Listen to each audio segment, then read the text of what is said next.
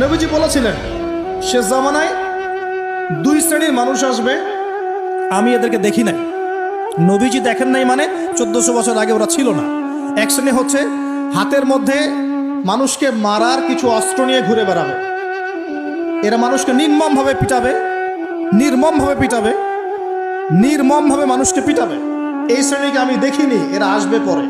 আর এক শ্রেণী হচ্ছে এমন এক শ্রেণীর মহিলা বের হবে যারা কাপড় পরেও নগ্ন থাকবে, নিজেরাও আকৃষ্ট হবে, অন্যকে আকৃষ্ট করবে।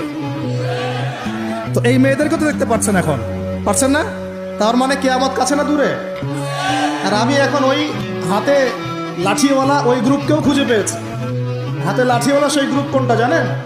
ওই যে ঘরের মধ্যে ঢুকায় ঢুকায় যে ছেলেগুলোকে মেরে মেরে রাত্রেবেলা মেরে ফেলায়, সেটা গ্রুপে।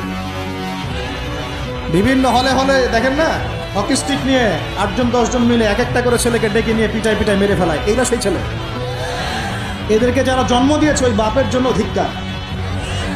এদেরকে যারা জন্ম দিয়েছে এই বাপের জন্য ধিক্কার।